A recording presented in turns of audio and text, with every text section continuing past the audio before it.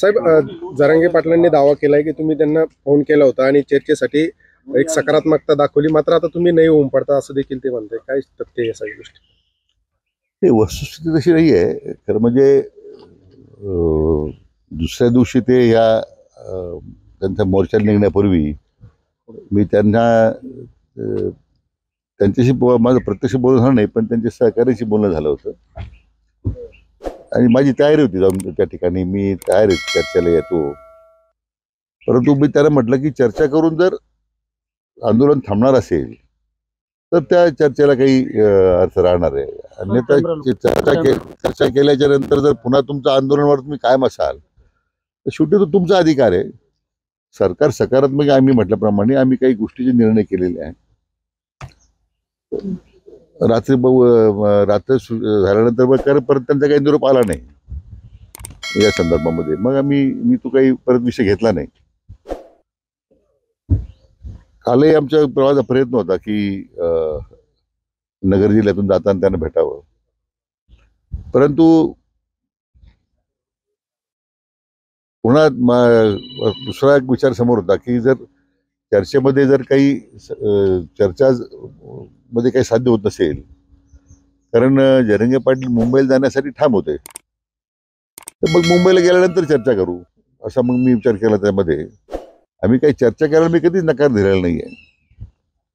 आणि त्या जरांगे पाटलांचा मला वाटतं गैरसमज झालेला आहे, कारण मला वाटतं कुठं मिसकम्युनिकेशन झालेलं आहे त्यांच्या लोकांच्या बरोबर. आणि मी जी चर्चा केली एक तर ती त्यांच्यावरून निरोप व्यवस्थित केला नसला पाहिजे, किंवा मग अशा काही गैरसमजुतीमुळं मला वाटतं त्यांचा गैरसमज झाला असेल. तो सुद्धा मी त्यांना भेटून दूर करील ना. आज सकाळी ते म्हणले की आम्ही चर्चेला कधीही तयार आहोत, तर सरकारकडून किंवा आता तुमच्या सगळ्या समितीकडून त्यांची चर्चेसाठी काही चर्चा केली नाही. आता म्हटल्याप्रमाणे सरकारने कालच मी सरकारच्या बाजूने भूमिका मांडली होती. आता मुंबईला गेल्यानंतर मला वाटतं आम्ही समिती म्हणून पुन्हा मी स्वतः मुंबईला जाणार आहे आणि आवश्यकतेप्रमाणे त्यांच्याबरोबर जाऊन मी चर्चा करायला तयार आहे. समिती म्हणून आम्ही सगळी काही, मी एक राधाकृष्ण विखे म्हणून नाही, पण जी आमची मंत्रिमंडळ उपसमिती आहे त्या सगळ्या समिती सदस्यांसमेत आम्ही त्यांच्याबरोबर चर्चा करायला तयारच आहोत. कालही होतो, आजही आहे आणि उद्या राहणार आहोत. एक दिवसाची जी परवानगी दिली गेली आहे ती कुठेतरी चेष्टा आहे असं त्यांचं म्हणणं आहे. ही चेष्टा केली गेली आहे आमची एक दिवसाची परवानगी. म्हणजे असं आहे की न्याय व्यवस्थेचा न्यायालयाने दिलेला निर्णय तो, त्याच्यावर आता आपण काय भाष्य करणार. आता ठीक आहे, त्यांनी पुन्हा न्यायालयाकडे काही मागणी केली आणि न्यायालयाने त्यांची मागणी मान्य केली आणखीन काही दिवस ते थांबण्यासाठी, त्याला काहीच हरकत नाही. त्याला सरकारचा विरोध असण्याचं कारण नाही ना. त्यामुळे मला वाटतं की मला त्यांच्या मनापासून खरं धन्यवाद द्यायचे आहे की अतिशय शांतपणे आंदोलन सुरू आहे. मराठा समाजाच्या भावना ह्या महाराष्ट्राच्या जनतेसमोर व्यवस्थितपणे जात आहेत. निश्चितपणे सरकार त्याचा आदर करील ही त्यांना मी आश्वासित करू इच्छितोय. इतके हजारो लोक मुंबईला घेऊन जात असताना अवघ्या 5,000 लोकांनाच परवानगी दिली गेली आहे, ती कुठेतरी चुकीची गोष्ट आहे असं त्यांचं म्हणणं आहे. या लोकांना ठेवायचं पुढे, इतक्या हजारो लोकांना नाही. म्हणून मी म्हटलं ना की न्यायालयाचा निर्णय आहे परवानगी कुठे द्यायची, किती लोकांना परवानगी द्यायची. मला वाटतं त्या न्यायालयापुढे जर त्यांनी अर्ज केला आणि तो न्यायालयाने जर तसा निर्णय केला तर सरकारला विरोध करण्याचं कारण नाही ना. उदय सामंत आणि तुमची आज भेट होणार आहे आणि त्यानंतर तुम्ही जरांगे पाटलांची भेट होणार आहे अशी पण चर्चा आहे. उदय सामंतच्या त्यांच्याबरोबर माझं काल बोलणं झालं होतं, म्हणून मी म्हटलं की आता मी सगळ्या समिती सदस्यांशी बोलणार आहे आणि मग मंत्रिमंडळ उपसमितीच्या सगळ्या सदस्यांना आता मी विनंती करतोय मुंबईला येण्यासाठी. मग जरांगे पाटील ज्यावेळी वेळ देतील तर त्यांची ज्यावेळी भेटण्याची तयारी आता त्यांनी दर्शवलेली आहे, ती सकारात्मक बाब आहे. ती मला वाटतं एक ह्या चर्चेला पुढे घेऊन जाण्याकरता आता मार्ग दिसतोय मला, आणि त्याचा निश्चितपणे मला वाटतं समिती सदस्यांच्या समेत आम्हाला त्यांच्यावर चर्चा करायला आनंदच होईल. मुंबईला कधी जाणार आहात आणि आज दिवसभर तुम्ही मतदारसंघातच असणार? नाही, आता माझे मतदारसंघाचे कार्यक्रम ठरलेलेच आहेत. फक्त आता ही नवीन जी घटना दिसते समोर आलेली आणि सरकारशी ते चर्चा करायला केव्हाही तयार आहेत अशा प्रकारची भूमिका ते मांडतायत.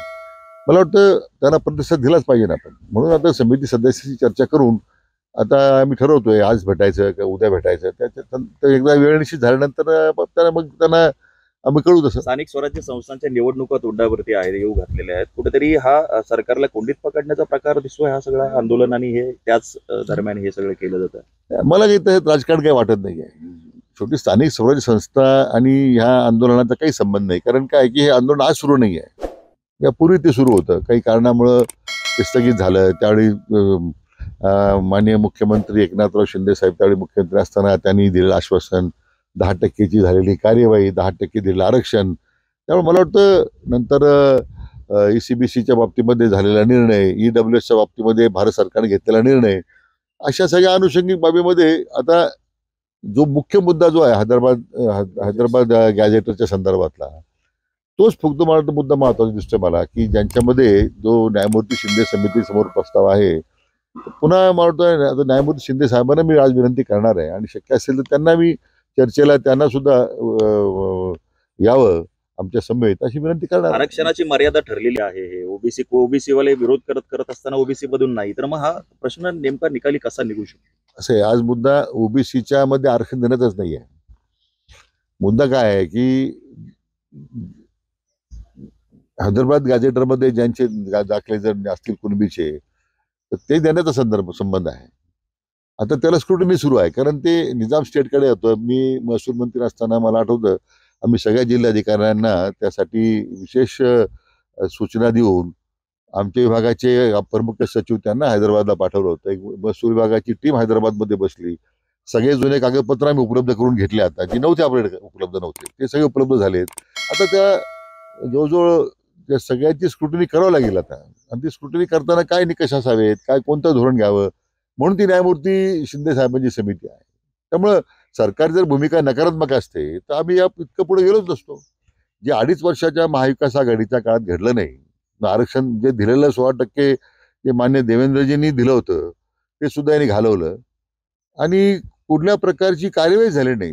जी कारवाई झाली आरक्षणासंदर्भात ती मान्य शिंदेसाहेब मुख्यमंत्री पदावर आल्यानंतर सुरू झाली परत पुन्हा एकदा.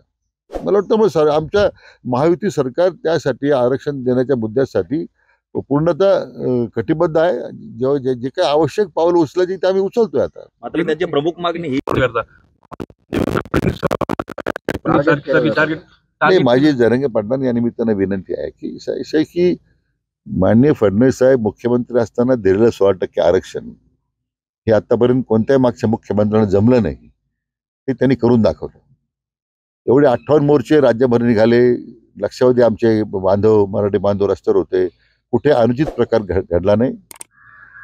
अति शांतपणे आपले मोर्चे झालेत आणि सरकारने सुद्धा त्यावेळी मोर्चा व्यवस्थितपणे हाताळले. आता 2.5 वर्षाच्या महाविकासामध्ये मी काल म्हटल्याप्रमाणे जिथे त्यांचे नेते शरद पवार साहेब असतील, उद्धव ठाकरे असतील, यांनी जे घालवलं आरक्षण त्याचं प्रायश्चित्त त्यांना करायला लावलं पाहिजे. देवेंद्रजीवर टीका करून आरक्षण मिळणार नाही आहे. विनाकारण ज्यांनी मराठा समाजाच्या आरक्षणासाठी फक्त प्रयत्न केले पण देऊ केलं, त्यांच्या विरुद्ध टीका करून काय साध्य करणार आपण? ज्यांनी मराठा समाज आरक्षण देऊ शकत नाही, ही जी पवार साहेबांची भूमिका होती पूर्वी, त्यांच्याबद्दल आपण त्यांना मला वाटतं जाब विचारला पाहिजे. मराठा समाजाचा विश्वासघात कोणी केला?